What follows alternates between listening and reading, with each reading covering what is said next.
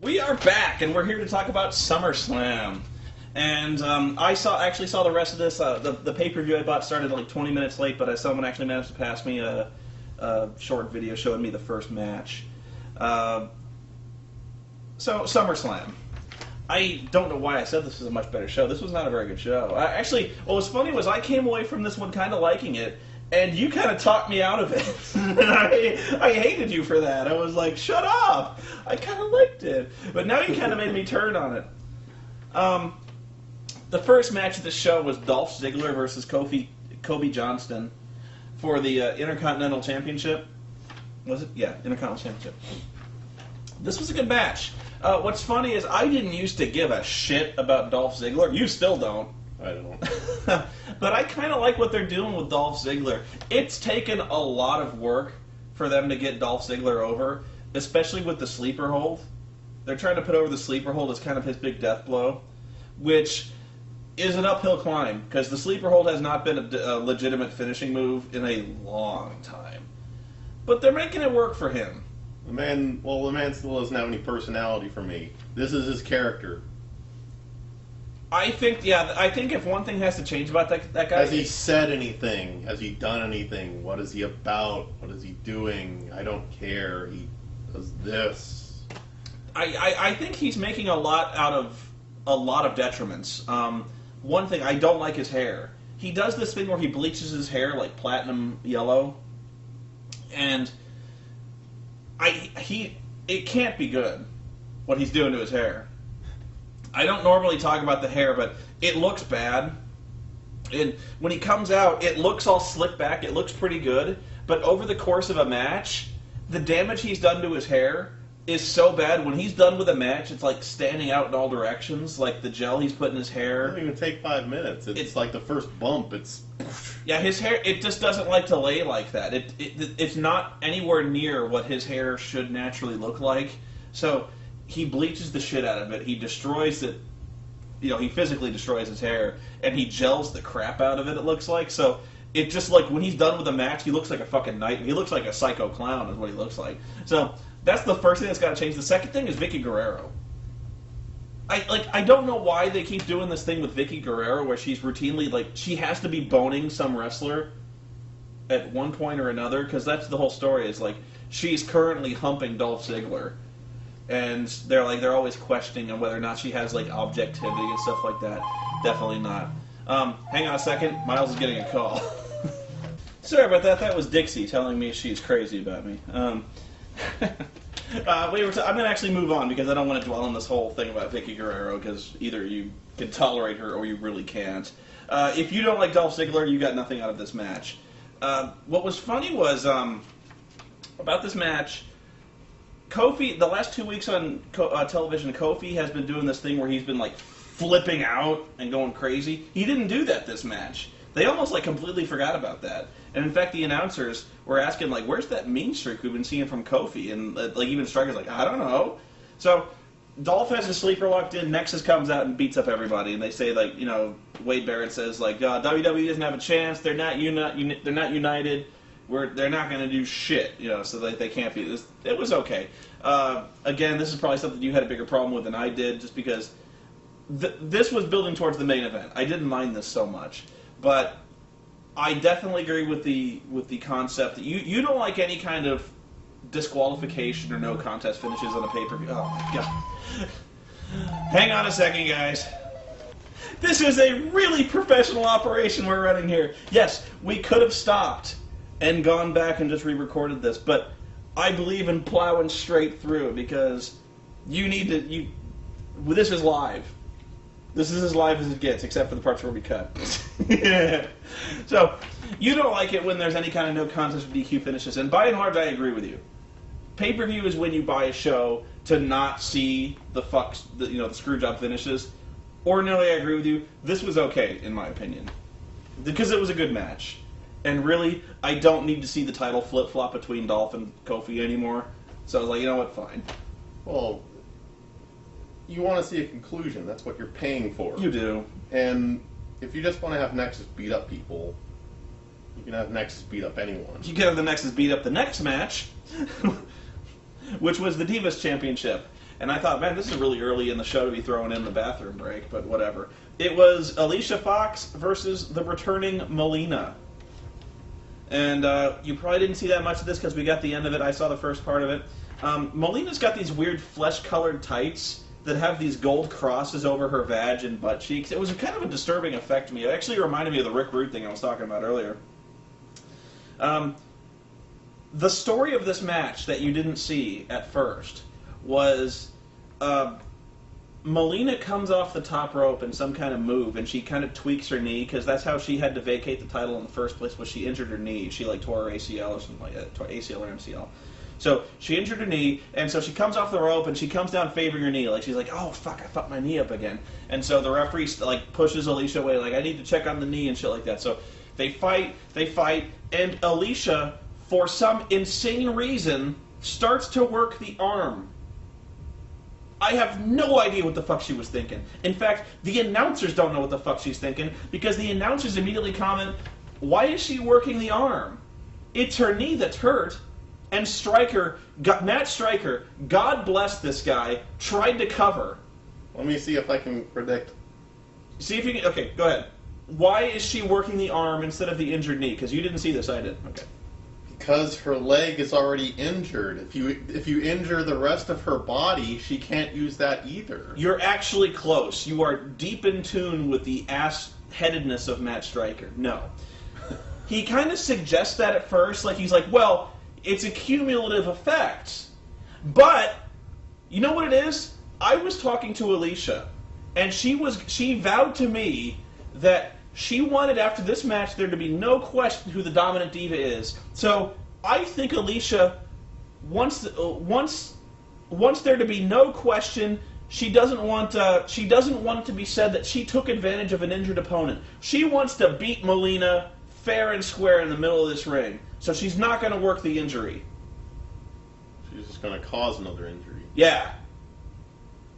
She's like, she doesn't want there to be any excuses. She doesn't want it said that she took advantage of an injured opponent. Why the fuck not? Isn't that what you do?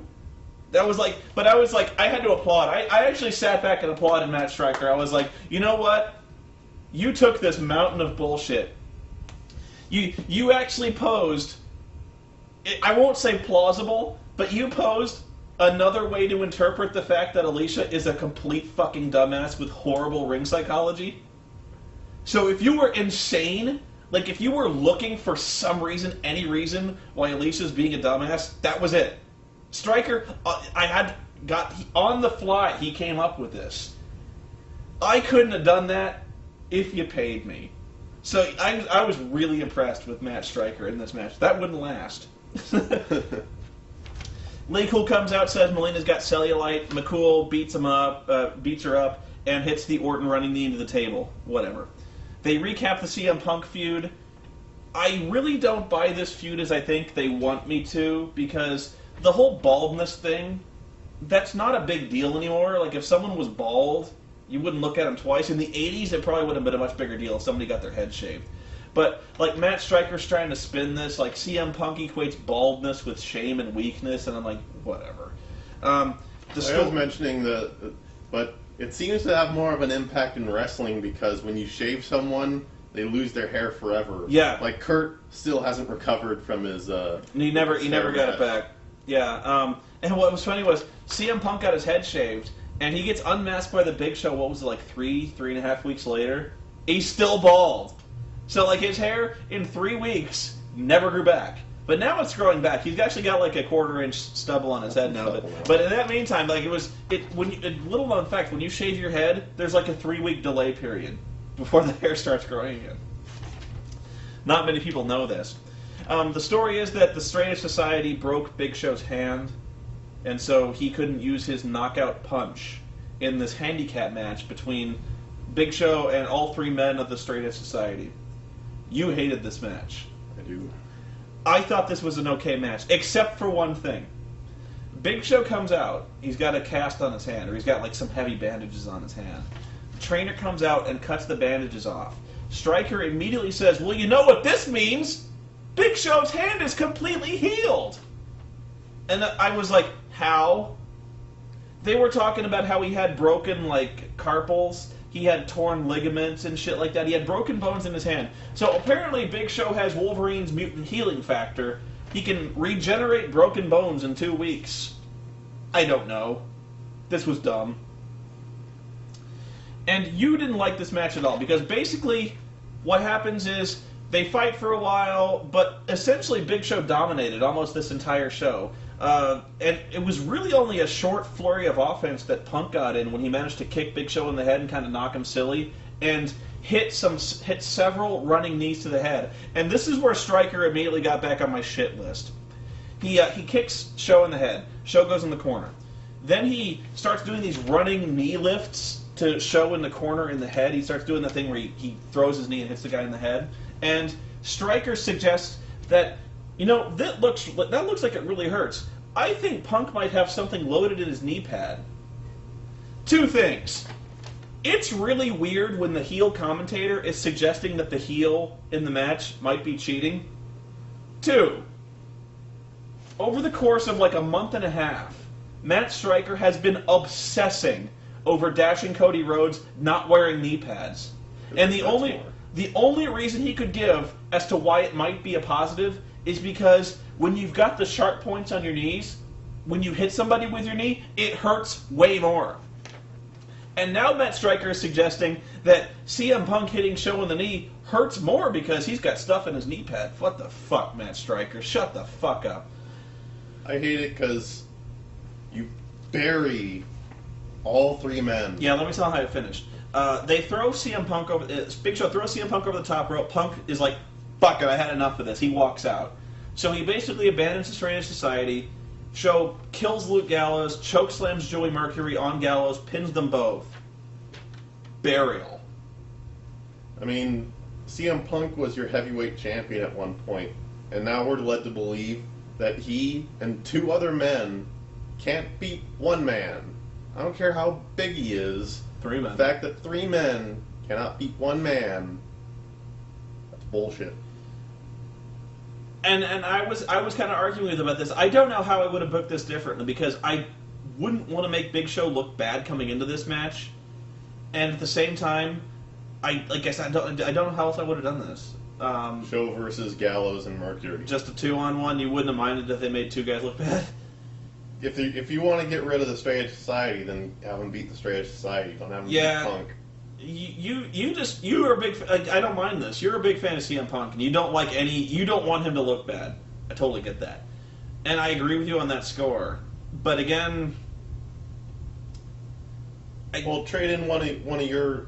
I'm not even saying Punk is one of my favorite wrestlers, but I mean trade in someone that you follow, and have them swap out that situation. What would you care if I don't know who you?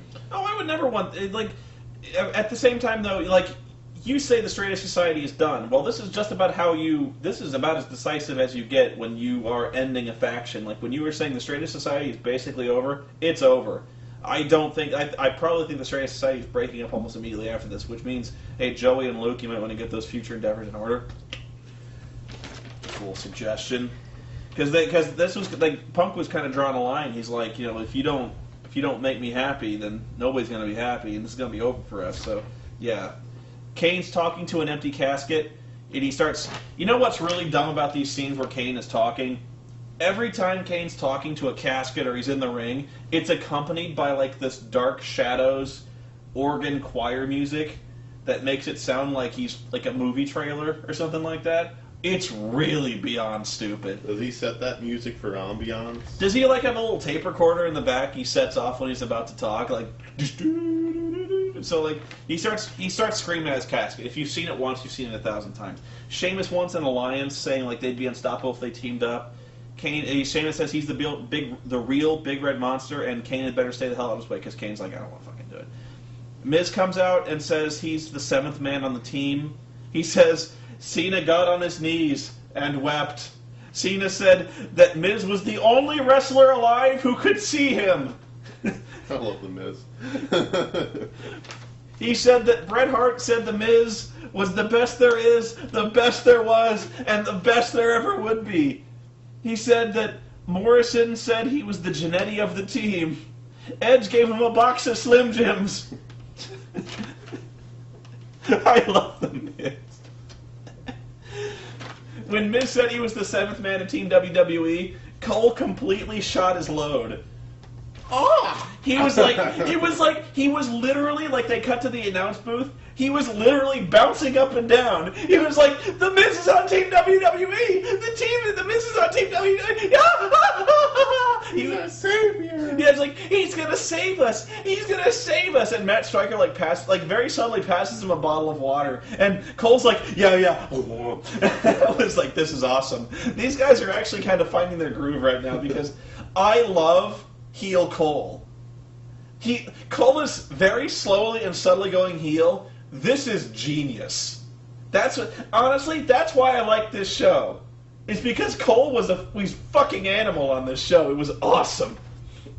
So, they had Randy Orton versus Sheamus. Again, you hated this. This was a really good match. It was a good match. Until the end. There was a weird spot where Randy Orton goes for the RKO. Sheamus counters it, but it still looks like it's hard to explain. I know it was supposed to be. Randy's supposed to go for the RKO. He goes for the RKO. And Sheamus is supposed to shove him off. Yeah, and that's the counter. But he doesn't do it. He shoves him off, but he takes the RKO anyway. Like, he falls like he's just taking the RKO. And even the announcers, like, what? Two-thirds of them go, oh my God, Randy hit him with the RKO. Yeah, the entire announce team goes like, RKO! And then Sheamus like gets right up and then goes for a pin cover, and they're like, wait, what? And I was like, yeah, what? If you think that confused the announce team, I'm sure it confused the shit out of the live crowd. Because to them, Sheamus took the RKO and just got right the fuck back up, and they're like, what, huh? He's a beast! So, what the story was for this pay-per-view, this is what they were trying to do, was that Sheamus hit Randy with everything. He hit him with the bro kick, he didn't hit him with the power bomb, but he hit him with like everything he had, and he couldn't beat Randy Orton.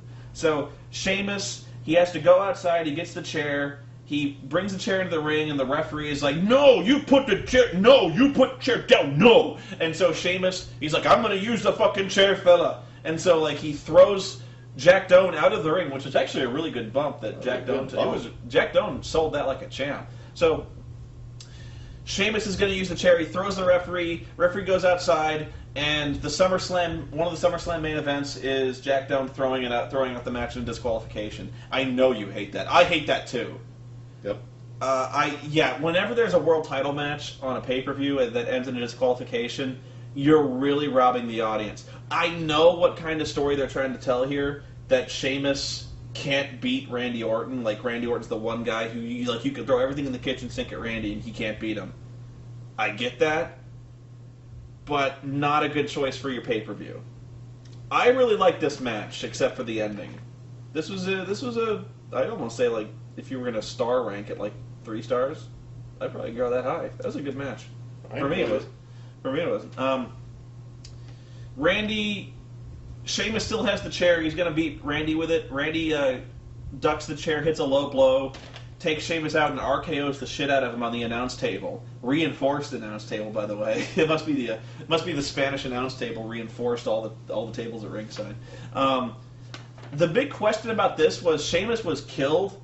Where the hell was The Miz? In fact, the crowd was asking where the hell was The Miz, because you could hear them chanting, "We want Miz."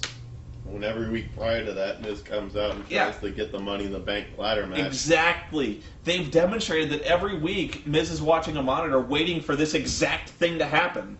I guess he was just preparing for the the Nexus match. Rey Mysterio versus Kane. Again, Stryker said something stupid here. When asked who he picks to win this match, he said the world title has been defended at SummerSlam 7 times. And the champion retained 4 of those times. So who's he going to pick to win? Well, he's going to play the percentages. What fucking percentages? That's about as even as you get. 4 out of 7, that's barely above 50. That's not really a strong percentage. Like, if he'd have said, oh, world title was defended 8 times at SummerSlam, champion retained out of 7. I'm playing percentages. It's not like saying the winner of Money in the Bank is 100% guaranteed to, or not guaranteed, but 100% wins the title every. Winner of the Royal Rumble usually wins WrestleMania or something like that. If you had said that, like if you came up with some kind of statistic, that's fine. But like 4 out of 7, that's not conclusive. And besides that, I always hate when they throw percentages to determine who's going to win a wrestling match. Like, especially when they go like a Fatal 4-Way. Like, every guy has a 25% chance. At Fatal 4-Way, the pay-per-view, they said that like 3 zillion times. Was like, the champion has a 25% chance of retaining. Seriously, why don't we just play the Scott Steiner math promo, where you got a 33 1/3% chance of winning, but Kurt Angle's not even going to try, so you take his 50% chance, so you got a negative. That was the most brilliant promo I've ever seen in my life. You are, again, very bitter about Kane matches. This was another really good match. And again, I find Kane wrestles the exact same match every time he wrestles. He wrestled a good match here. I thought this was good.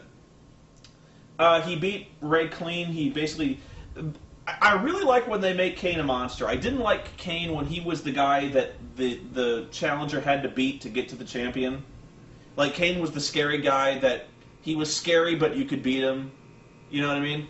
So, like, if you had a world title match, you beat Kane, and that proved you were worthy of taking on the champion. Now that Kane's the champion, he is like a killer now. I like the fact that Kane is kind of a destroyer now who doesn't sell shit. Like, he's the big red monster again. I kind of like that. I've never liked Kane. I know. Never. There's been no match where I can remember Kane as being really good. He does the same match every single time. Only sometimes they make him a monster, sometimes they don't. He doesn't have personality, which is why for the longest time he was in a mask speaking through a emphysema microphone. Yeah. Now they got him speaking hammy lines over... Yeah, his promos, they got to cut the music out of those promos. But the real big feature out of this one was The Undertaker. Kane brought a casket out to the ring. He's going to throw Ray in the casket. He opens the casket, it's Taker's in the casket. Taker sits up, and he grabs Ray by the neck. He's like, "Why'd you do it, Ray? Why'd you do it?" And Ray's like, "I didn't do shit." And oh, by the way, Kane did this awesome thing where he chokeslammed Ray like 3 times and tombstoned him. That's what I mean, is like, you really needed to kill Ray in this match. So I thought that was good. But Taker comes up, he's back, and he don't look so good. And I've actually read a report where they're like, Taker looks bad. He was supposed to look bad, and actually it played into the storyline they were trying to tell here, where Taker knows it was Kane who put him in a vegetative state. So Taker turns on Kane, grabs him by the throat, and Kane at first is like, "Ah, no, he's got me by the throat, I can't fight this, he's too strong." And then Kane's like, "Wait, you're not choking me for shit." So Kane gets this smile on his face, grabs Taker by the throat, like rips Taker's hand off his throat like he's nothing, pulls him around and just tombstones the shit out of Taker. That was actually kind of an unconventional way to tell that story, where you were kind of expecting Taker to make this big dead man comeback and just fucking killed Kane, and Kane's running scared, and you're building this program where Taker's on this quest for unholy vengeance and Kane's running scared, he can't do shit. No, Kane, Taker's been in a vegetative state for months now. He's weak, he's getting back his power, according to the storyline they're telling here, Undertaker's powers are weak. He can't fight, and Kane all of a sudden is this dominant dude who's far stronger now than The Undertaker can be, because, being knocked out and put in a vegetative state has cost Taker a lot. And the question is, will Taker be able to reclaim his power? I actually think we might see the return of the urn. The urn comes back and gives Taker power or something like that. I don't know. But yeah, Taker was supposed to look kind of bad because he was all coughing, like he was still sick. And he was all pale. I think a lot of it was makeup, but actually Taker looks like, to me, he's been working out quite a lot. He's big. He's actually gained some weight, and the good kind of weight. Looks to me like he's pretty strong now. Big match. Nexus versus WWE. I'm actually not going to talk about this match that long, except for Michael Cole. Cena has the entire team come out except for The Miz. Miz comes out and he says, "Wait a minute, Miz. We couldn't wait for a last-minute decision, so I'm sorry, we contacted somebody because we couldn't wait for you." And the 7th guy is Daniel Bryan. First off, called it. Second of all, Cole was hilarious in this match.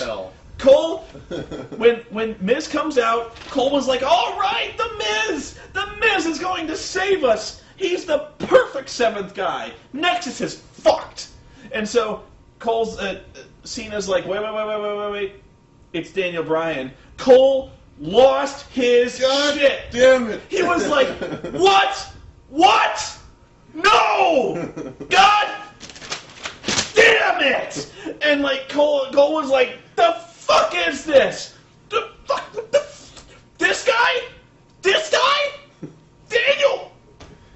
You might as well put my mom in wrestling shoes. Yeah, he's like, fucking Stryker, you should be the guy in there. Fuck, Stryker, go beat up Daniel Bryan. You can take him. And like Stryker's like, Daniel Bryan's a good wrestler. And Cole's like, fuck you. And he's like, we're gonna fucking lose now because of fucking Daniel Bryan. He didn't curse this much, but this was like, he wanted to curse. Like, he's like, fucking Daniel. Fuck. And so Daniel Bryan starts the match, and he starts off with Darren Young. And Daniel Bryan fucking immediately stretches Darren Young with like an omoplata crossface. And Darren Young taps like a bitch. And Cole's like, fucking lucky, that fucking guy. And so like, Bryan tags out and he's like, good, fucking you better tag out, you're gonna get killed, you fucking loser. And so like, I just loved it, and so the entire match, no matter what was going on, Cole was like, whenever WWE was behind, he was like, oh Jesus, oh Christ, we're behind, and the only guy we got is like Daniel fucking Bryan. Did you see this guy on NXT? He sucked. We're gonna lose. And they're like, Cole and Stryker and King were like, what are you talking about? He just beat Darren Young. He made him look like a total bitch. And he's like, oh fuck you. We're so hosed. And he's like, I'm not blaming fucking Daniel Bryan. You know what? I'm blaming Cena, because Cena's a fucking idiot. Cena could have had the Miz. Because he's the Miz. And he's awesome. It's like, seriously, I love Michael Cole right now.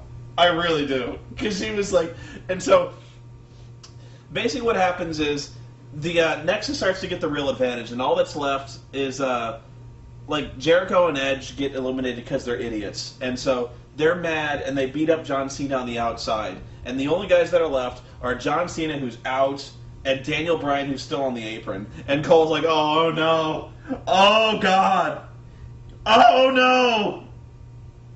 So Daniel Bryan gets in, and he completely stretches Heath Slater with Crippler Crossface. Like, he makes Heath Slater tap out. And Cole is still, he's like, oh God. Oh God. He's still, like, he got lucky again, but it's like 2-on-2 and Cena's down. We're so hosed. And King's like, what are you talking about? He just beat this guy too. He's like, shut up. We could have had the Miz. The Miz. Then Miz comes out. Then Miz comes out immediately after this. And go ahead. Hits Daniel in the back of the briefcase so that Daniel gets eliminated. Daniel gets pinned, and Cole's like, you see? And Cole blames it on Bryan. He's like, he blames Bryan. He's like, if it wasn't for fucking Daniel Bryan, this wouldn't have happened. If we'd have had the Miz. He's like, and everyone's like, what are you talking about? Miz beat up Daniel Bryan. And he's like, aha. He's like, but if you hadn't pissed the Miz off, then we wouldn't be in this situation. You see? It's because of fucking Daniel Bryan. He made the Miz mad. And so, it's 2-on-1, Wade Barrett and Justin Gabriel against John Cena, who's out. So they start to beat the shit out of Cena. And Cena's down, and they pull the mats up back on the outside, they revealing the concrete. Wade Barrett DDTs Cena on the concrete, throw him back in the ring. Justin Gabriel goes for the 450, and immediately John Cena no-sells a DDT on concrete. He gets up like it hadn't happened. A DDT on concrete should be the excuse a guy has for ending his career. Like, I saw Jamie Noble take a less worse beating than that, and that ended his career. John Cena gets DDT'd on a concrete floor. He's fine. Energized by the new merch. In fact, he's not only fine, he's fired up. It didn't even hurt him, it just pissed him off. And so we have a theory that whenever John Cena gets new merchandise, he's re-energized because he's basically like the avatar of merchandise. He grows power by wearing more merch. So you'll notice I remember when like Superman Returns, when he's all weak and he flies up and he gets power from the first yellow sun. It's like whenever his powers are running low, like when the orange shirts aren't really cutting it anymore, he has to go re-energize. So he has purple shirts got now. Purple merch. Purple merch. I got the purple merch. In addition, he's selling a movie now too. And he's got a movie. That's a double whammy. I can't lose. That's like 2 cans of spinach. He's like, bam, movie merch. He's like, I can't lose. I got a movie. It's legendary in theaters. Or is it in theaters? It's probably direct to video. He's like, no, it's gonna be in theaters. He's like, merch, movie. Oh, the only thing I sell is T-shirts and armbands. WWEshopzone.com. He's got like 5 armbands on. He's got like an armor of merchandise. He's got the hat. He's got a hat. The only thing he needs underwear, and he needs to make, seriously, the one thing he's missing out on is John Cena shorts. With some kind of like hand on his ass or. Shawn Michaels was actually wearing armbands around his legs. Yeah, he was actually one-upping John Cena. Yeah, in that the rule of merch also applied to DX because Shawn Michaels had merch and Shawn Michaels was wearing the armbands on his legs. So the guy who goes to the ring wearing more merch is going to win. So he no-sells the DDT on Concrete, pins Gabriel after the missed 450, and immediately makes Wade Barrett look like a complete jackass by putting him in the STFU and tapping him out. WWE wins. And still, Cole is like, we would have won more if we hadn't had Daniel Bryan. I love this guy. But, yeah, I think when I came away from this match, I was still laughing my balls off at Michael Cole, and you're like, this show sucked. And I'm like, it didn't suck. It was Michael Cole being funny. And so, you're like, no, it was bad. It was okay. It was, I mean, it was good. I mean, the matches themselves were good. I just didn't like where they went with the angles and what they did at the end of them. Yeah. But the matches themselves were all right. I'm spent. I had a lot of fun. Would I suggest buying a replay? If seriously, it has to do with whether or not you're interested in the Nexus feud. If you're not interested in the Nexus feud, this means nothing to you. If you want to see Daniel Bryan, honestly, this was not a good showcase of Daniel Bryan's wrestling skill. He was in the match for about 2 minutes. About the same amount of time as Bret Hart. Now, he did fucking kill guys when he was in the ring.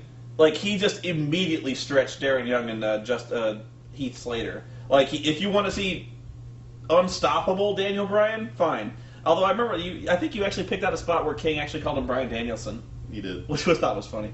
Anyway, we're going to wrap it up because we are running really long on time here. So until next time, I'm Noah, this is Miles. We're here to talk about wrestling.